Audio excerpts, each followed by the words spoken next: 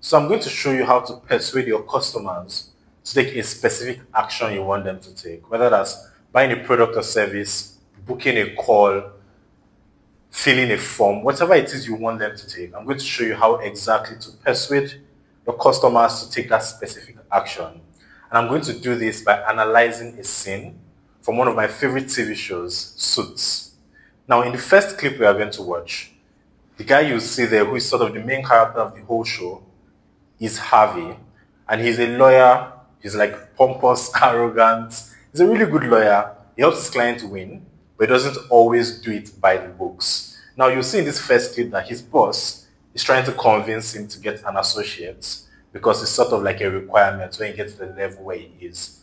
And then you'll see some of the things he does as he's trying to get the associate. So let's watch. Recruiting. Harvey, your interviews are set up for tomorrow. What? Why don't we just hire the Harvard summer associate douche? I think if you listen to the phrasing of that question, you'll come up with an answer. We need people who think on their feet, not another clone with a rod to possess. So you can see the first thing he wanted in an associate is somebody who thinks on his feet, right? Because they've been hiring from Harvard for a while and everybody's sort of the same. They think they're better than they actually are. So he calls them people who have a rod up their ass. We want somebody who can think on his feet. And that is what his requirements, the kind of person he wants to hire. And that's very, very important. But I will touch on it in a bit again. Harvey, the fact that we only hire from Harvard gives us a cachet that's a little more valuable than hiring a kid from Rutgers. You went to Harvard Law. I'm an exception. Find me another one. Again, like I was saying, he feels he's the exception to the rule. Most people they hire from Harvard are not as good as they think they are, and he wants people who fit a certain criteria. Now, what are those criteria? We're going to see in the next clip now when he's talking to his secretary. The interview process is going on, and he tells her exactly what he's looking for. Okay. Done. We're gonna need to streamline this. Give each guy a hard time. Before you send them back, give me a wink if they say something clever. Cool? Okay. What are you looking for? Another me. Got it. Arrogant, self-absorbed, blowhard. Thinks he's the smartest one in the room. That's why I love you. You get me. So you can see here that he told her he wants another version of him. And then she was like, arrogant, self-absorbed, blowhard. And I was like, yes, that's exactly what I want. And that may be a good thing or a bad thing for you. But what is important is he actually had a profile of the ideal person for him. And that is the first thing people miss when they're trying to persuade people. So I always say there are 3 M's that make a market. There's 3 M's that make a market. So first of all, we have motivation. Motivation basically means, do the people you're trying to sell, do they want what it is you're selling? You can't persuade somebody to do something if they don't already want what it is or want the outcome of what you're persuading them to do. For instance, if you want to persuade somebody to lose weight, do they already want to lose weight? Or do they want the benefits of weight loss? There must be that motivation. Whether it is a pain that they're running away from or a desire they're running towards, the motivation must be there. But that's the first. The second is the means. So means, can they actually afford to use your product or service? Do they have what it takes to use your product or service? So this is quite popular. But what most people don't think about is the mental model. And now the mental model is what Harvey uses here. Mental model basically means, how do the people you want to persuade, your ideal customers or your clients, how do they think, how do they act, how do they behave?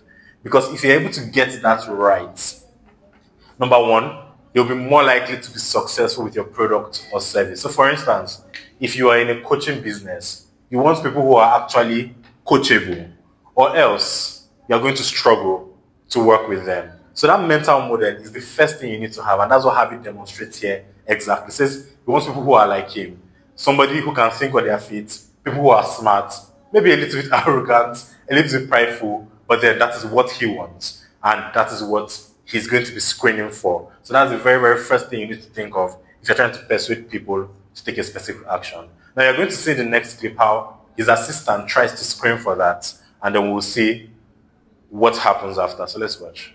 So, Chip, what makes you think that I'm gonna let the whitest man that I have ever seen interview for our firm? Because I have an appointment.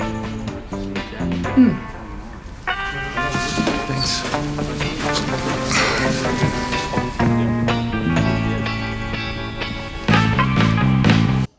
So you can see, she was trying to give each of them a hard time. So she was asking him, why do you think I'll allow you into the interview? And the guy was like, I have an appointment. I have an appointment. Like there was no real reason. There was no substance. There was nothing he could offer.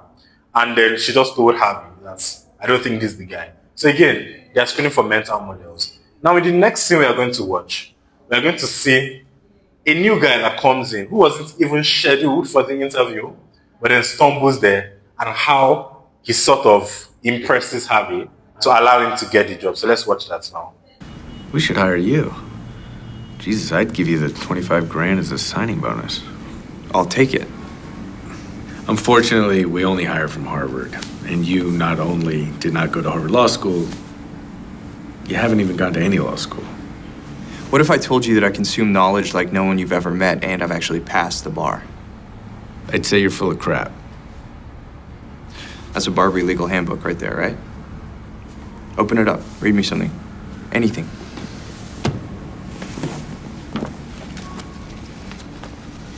Civil liability associated with agency is based on several factors, Including the deviation of the agent from his path, the reasonable inference of agency on behalf of the plaintiff, and the nature of the damages themselves. How did you know that? I learned it when I studied for the bar. So you can see here, this guy comes in, doesn't have a law degree from any school, let alone from Harvard. And then he's saying, I want the job. And then Harvey says, why would I give you the job if you don't have a degree? And basically, he's trying to prove himself and he says, ask me any question and I would answer it. And he does. And Harvey's like, mind blown. How can you do that? That is called dramatic demonstration. So dramatic demonstration basically is how do you show that you are the right person to work with your customers or your clients, or your product or service does what it says it will do in a dramatic way. If you're able to do this, people will be more readily willing to believe you, to buy from you, to be persuaded to take the action you want them to take. This is a reason why before and after pictures work so well, because they're a dramatic demonstration of how well the product or service can work. And that is what you want to do. If you have a product or service and you want to persuade someone to buy, you need to figure out, how do I infuse dramatic demonstration into my sales process, into my marketing process? An example of this that worked extremely well was Elisha Otis. So Elisha Otis is one of the pioneers of the early elevators. So back then, elevators were not as popular as they are currently. And the bigger problem with the elevators was it wasn't considered safe. So a lot of elevators used ropes to pull people upward. And then, obviously, if the rope cuts, people can fall to their death. So people were not very eager about the idea of elevators. However, Elisha Otis came along with what? A dramatic demonstration. So what did he do? He stood on an elevator and he was up in the air. He told his servants to cut the rope. And everybody was scared that if they cut the rope, he's going to drop to his death. However, he had already installed a brake system that once you cut the rope, the elevator automatically brakes so you don't fall to your death. But he demonstrated it with himself, with his life at stake, which made it a dramatic demonstration that allowed people more readily believe that his elevator is as good as he said it is. Again, this is one way to persuade people. If you can find a dramatic demonstration, a way to demonstrate, to prove your product or service does what it says to do in a dramatic manner, you'll be more readily able to convince people. And that's what this guy did here. Told him, ask me anything from the book, and I'll tell you exactly how it ends. And then Harvey asked him, and he ended the sentence, and Harvey was very stunned. So now let's look into Harvey's response and where they go from here. Okay, hotshot. Fire up this laptop. I'm gonna show you what a Harvard attorney can do. Pick a topic. Stock option backdating. Although backdating options is legal, violations arise related to disclosures under IRC section 409A. You forgot about Sarbanes-Oxley. Statute of limitations renders Sarbanes-Oxley moot post-2007. Well, not if you can find actions to cover up the violation as established in the Sixth Circuit, May 2008.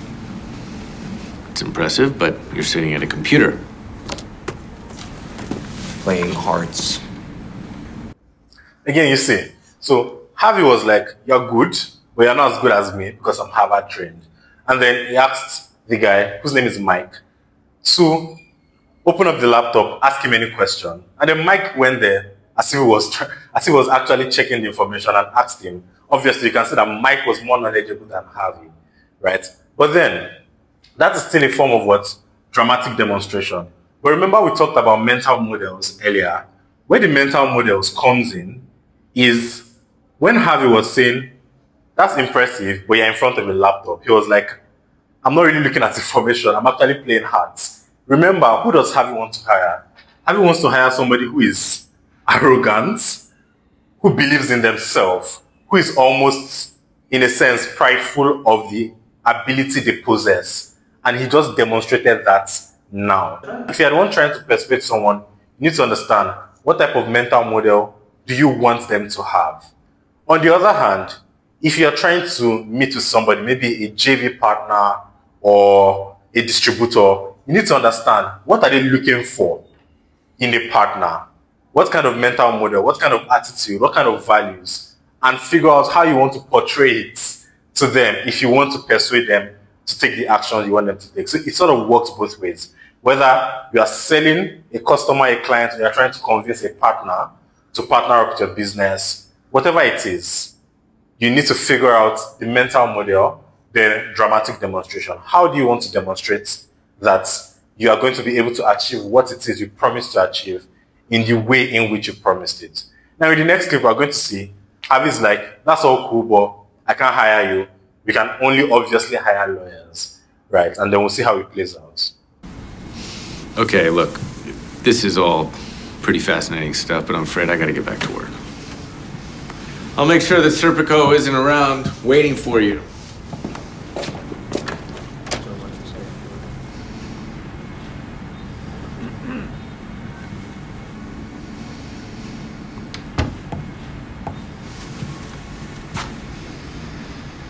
First of all, what do you notice? Harvey went out. He had like 8 people outside. He looked at all of them, and they all looked the same. He wasn't interested in them. They didn't impress him in any way, and then he turned back. There are a couple of things I wanted to note there. First of all, he had what? More demand than supply. More demand than supply. And this is one of the biggest issues people have. When you're trying to persuade someone to do something, you need to have more demand. You need to have more people that you can persuade than you have supply. Because if you have a slot for one person and you only have one person you're persuading, it means you need that person. And neediness is the enemy of persuasion, right? Neediness is the enemy of any kind of persuasion, whether it is sales, booking a call, getting a partner, getting a distributor. You need to have greater demand than you have supply. And that's something Harvey had set up for him, right? Greater demand than supply. Ultimately, the point is you need to not be needy. So you need to cancel out your neediness.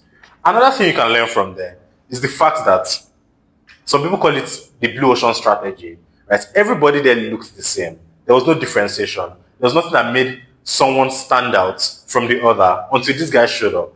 So when Harvey went back and looked at all of them, he's like, all of you look the same. I'm not interested in any of you. So he turned back to go and meet this guy. So differentiation is something that is important. But now let's look at how did the conversation proceed from here. I'm inclined to give you a shot, but what if I decide to go another way? I'd say that's fair. And sometimes I like to hang out with people who aren't that bright, just to see how the other half lives. Move over. I'm emailing the firm I just found our next associate. So you can see what happened here. Harvey was like, I want to give you a shot, but what if I don't? And then Mike said something along the lines of, that's fine. Sometimes I like to hang out with people who are not so smart, just to see how the other people live their lives. And that is what a demonstration of what I've talked about before, which is non-neediness, right? the ability to walk away from what it is you want. If you want to persuade someone to do something, you must be willing to walk away from that thing. You must be willing to say, I don't need it, but I want it. Right? It's almost counterintuitive because you actually want them to do it. But if you are needy about it, if it feels like you really want it and you don't have any other option, they are going to be less likely to do what it is you want them to do. And Mike demonstrated that perfectly. He was like, see, that's fine. You can go with other options. But then just know that they are not as smart as me. You are not getting the best you can possibly get.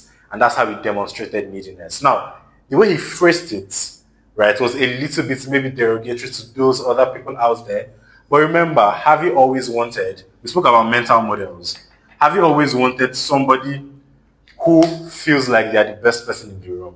And that's exactly what Mike, the new associate, is about to hire, right? That's essentially what he is. That's the kind of attitude he brings. And that made sense for Harvey.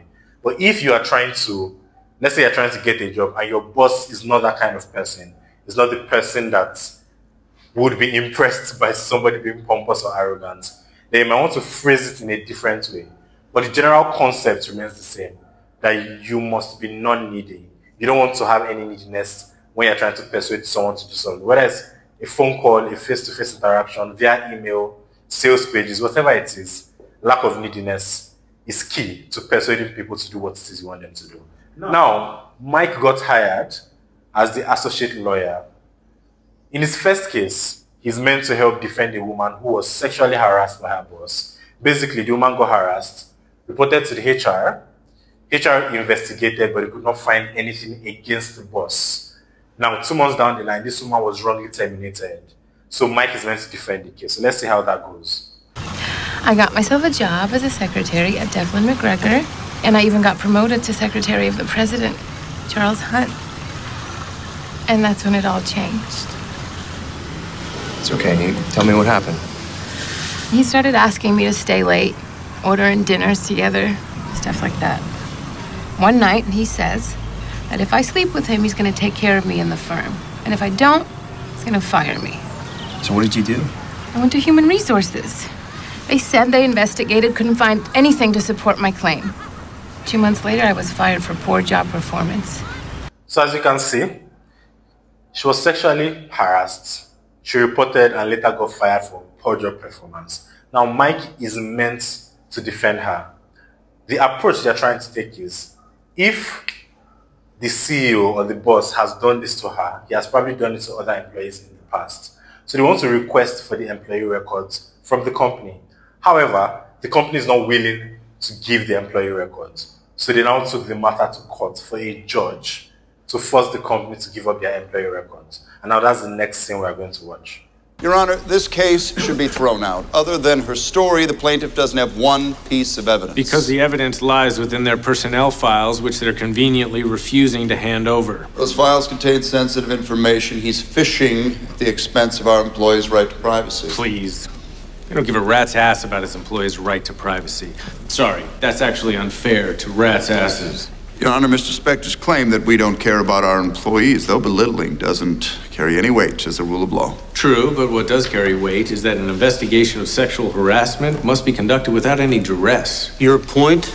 The investigator and every person being interviewed answers to the CEO they're investigating. That is the definition of duress.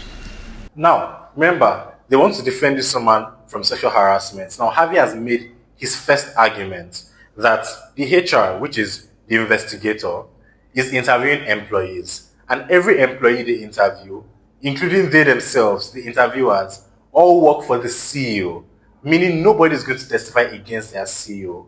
That is, they are all under duress. And that's his first argument. But it is a very, very factual, logical argument. So factual and logical arguments. He's trying to persuade the judge to see his point of view, but he does it in a factual way, where he's bringing out the facts of the matter, which is a good way. It's a start to persuade someone, but there are levels deeper than that. And let's watch what he does next. It'd be as if your bailiff accused you of sexual harassment, and you assigned your stenographer to investigate.